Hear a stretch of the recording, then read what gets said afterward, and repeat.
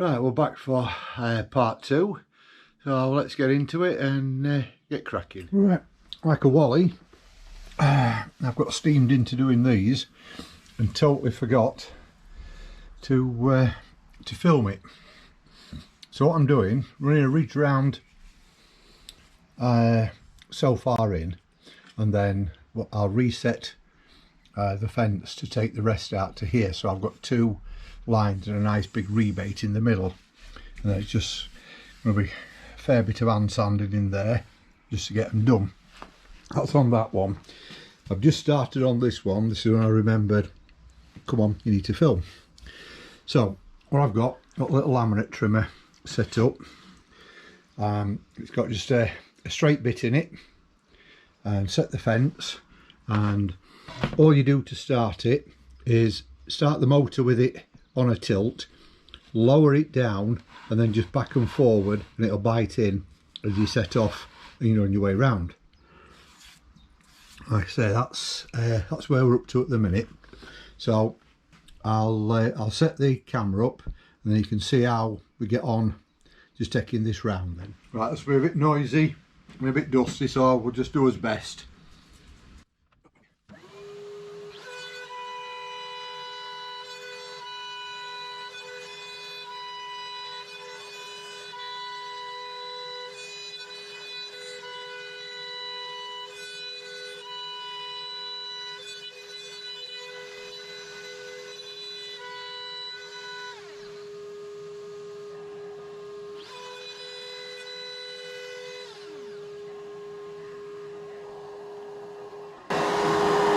As you can see, wait a minute,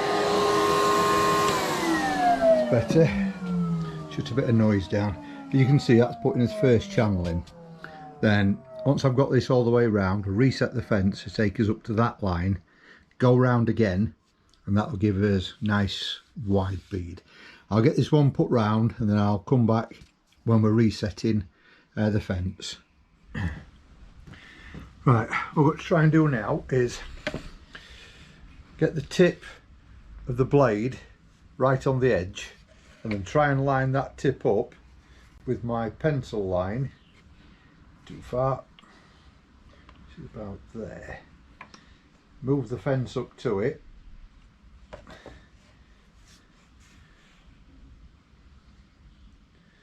That looks pretty good to me. We'll just try making sure, twist everything up tight.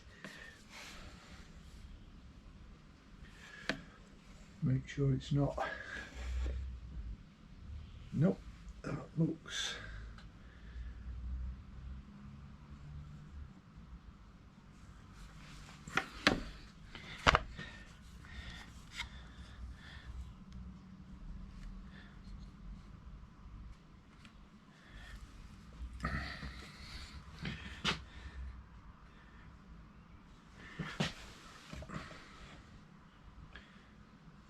that's it, bob on.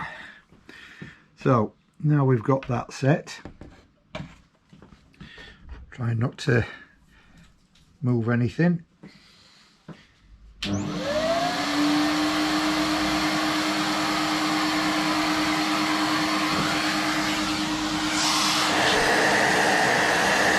the hoover back in and then we start again. Like I said, lowering it down.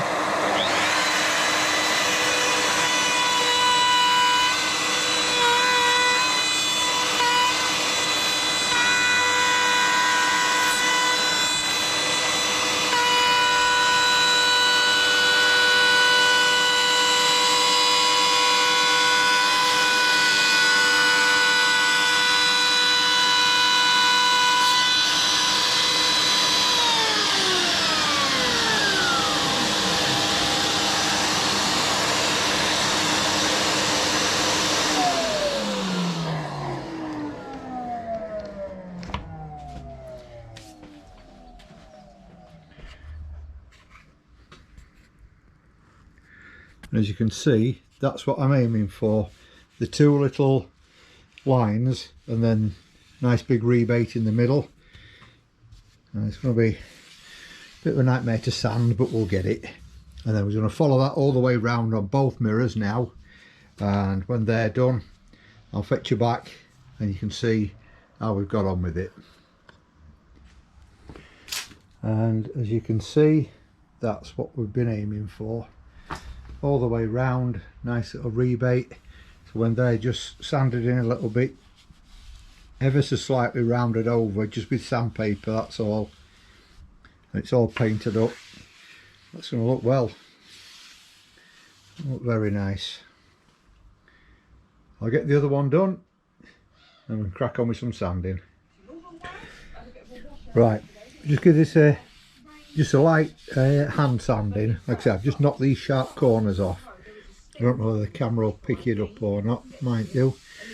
So I've just knocked all the sharp corners off, just give it a light sanding. So now what we've got to do is seal this like we've done in these bits. So I'm just going to get the sealer out now and get all this lot sealed up. Same with the edges and everything, get everything sealed, and we can start sanding it all up, get some paint on. Right, I'll fetch you back later. Right, that's both of them now, with the sealer, the PVA and water that we used before. This is the second one, so this has just had its first coat in here as well. The other one's down here, a bit dark, but I ain't got the lights on. That's already been done in there twice, so I've just gone round the edges and the outside. So that'll have a rub down tomorrow on those surfaces, and then another coat, and it's ready for paint then. This one obviously, once it's dry, I'll need a rub down everywhere, and then another coat everywhere, and rubbing down again, and then that one's ready for paint. But we're getting there. They are looking pretty good, even if I do say so myself, which of course I do. Yes, I'm pleased with those. Right, we'll catch you in a bit. Right then, this is all ready for paint now. Just waiting for the paint coming from Amazon, and then we can get a couple of coats of the antique chalk on it, and then once we've painted it, rub it down so that bits show through, so it just looks oldie. But they're all lovely and smooth now, all the edges are sealed all the way round, all ready for paint. So as soon as the paint comes, we'll get some on it, and then we'll take it to the glazers and get some a couple of mirrors cut for them, and we can get them glued on, get them hung in place, keep HRH quiet and happy, keeps me being fed. So right, so as soon as the paint comes, I'll fetch you back with that. Right, good morning.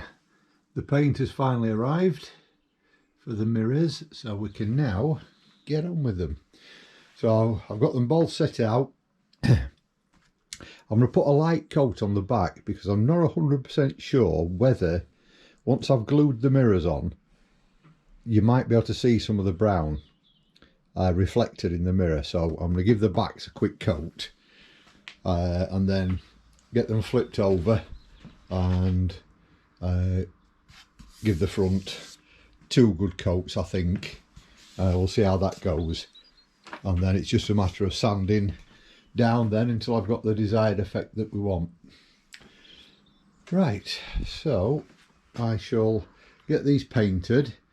I'm not going to film it, I don't think you want to stand and watch me paint, so I'll fetch you back when I've got some paint on them and let you see what they look like. Right, when you're painting on something like this, as you're trying to get the edges covered, what happens is you get an overflow of paint right on the edge, and you don't want to leave that, so you need to make sure you just scrape that overflow off, and it keeps your edges nice and sharp. Otherwise you get like a bulge of paint around the edges.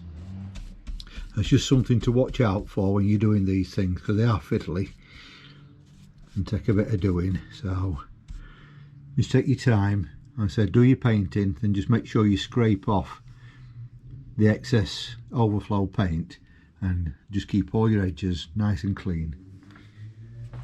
Right, that's both of these with the first coat on. I'm just going to give them an hour or so, let it really dry up, then we'll give it the second coat.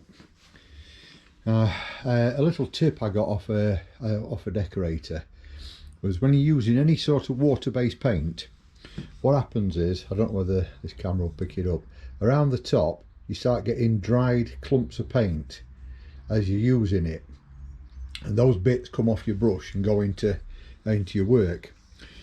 But what he recommended doing is just keep washing your brush out. Even if you're halfway through doing what you're doing and you see these clumps starting to form, go and wash your brush, dry it as much as you can, and then carry on painting, and it just stops your brush clogging up and also keeps your paint nice and smooth. So right, I'm going to wash that out in a second, and I'll fetch you back again after I'll give it the second coat. Right then, now these have dried, what we're doing is 240 grit sandpaper, and I don't know whether the camera will pick it up, but when this dries it does what it says on the it's a chalky paint. It dries very streaky and very chalky. So what you need to do is flat this off like I've just been doing here, and then the idea is just to start rubbing through to make it look like it's been worn, where they've been cleaning and the paint's sort of worn off. You just rub it through in places so you back down so you can see the MDF through it. It's a very messy job because it does make a lot of dust, this stuff, but it's just a matter of going round, giving it all. It's only a light sanding, it doesn't take a lot, but like I say, it does make a lot of mess.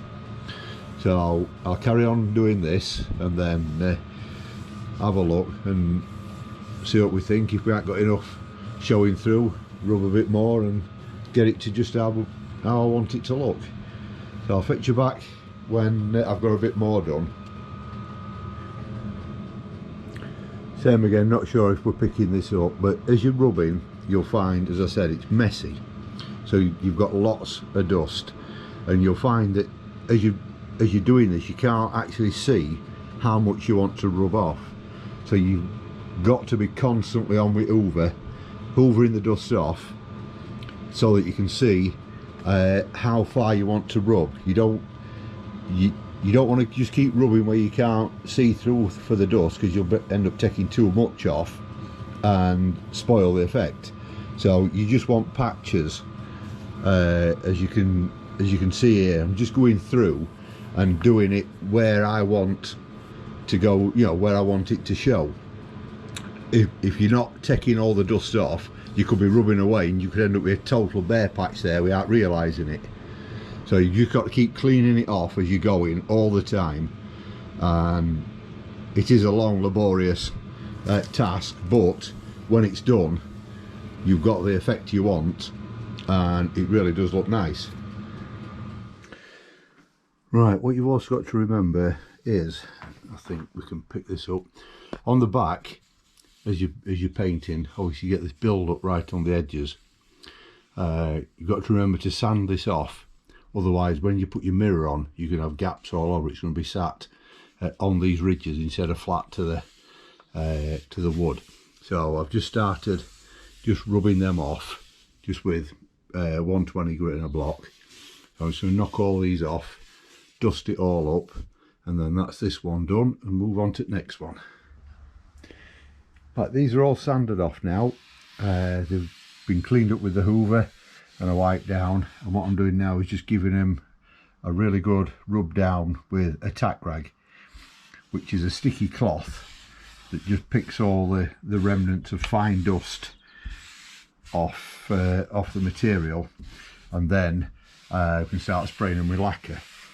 They're only having a quick coat of a satin lacquer, just because although they're not going outside actually in the elements, they are going undercover outside, and that could let the damp in, so that that bit of moisture could get to them.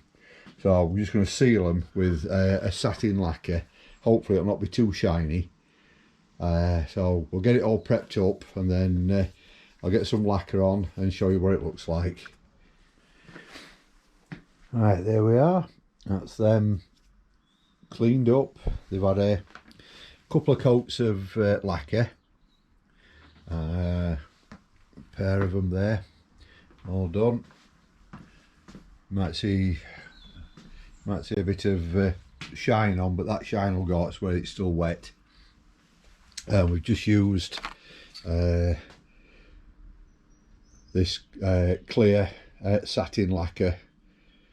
I say it's just to protect them. They're not going to be out in the weather, but over time, while they're stood there, because the gazebo's open, damp and sort of mist gets in there, so I didn't want them to start blowing, you know, all the MDF to start blowing. So quick seal with the lacquer hopefully should sort it out. So that's them finished, apart from obviously we need to put the mirrors in and then get them hung on the wall. So I'm taking them tomorrow to get the mirrors cut, and I shall show you them once I've got the glass in and get the hangers on and everything, and we're good to go. Right, I've got the mirrors back finally. All I've done is obviously made sure it sat equally on the frame, and then I've used the hot glue gun just to run round, and then just for a bit extra I've got a little bit of hardboard just to pack the washer off and level it up, and a washer and a screw, just in case the glue ever gives, the mirror can't fall out. So I've put two of them at the bottom and just one at the top. Like I said, we've gone round with the glue all the way round, and hopefully that will hold it in. And that is what we've got, which I think looks brilliant. So now all that's left to do is I'm going to use some of these, and they're going on the side like that, two down each side, and then that's what I'm going to fasten them to the wall with. So I'll get them on, and then once I've got them in place, I'll fetch you back and you can see how they look. And there they are, all in situ, number one and number two. That's them in the gazebo, if I do say so myself. They look rather well. Right, that's it. That's them all done and dusted. If you found that interesting or you've enjoyed it, give us a like and a subscribe.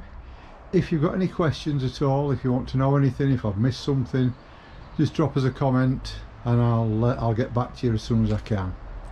Thanks for that. See you next time.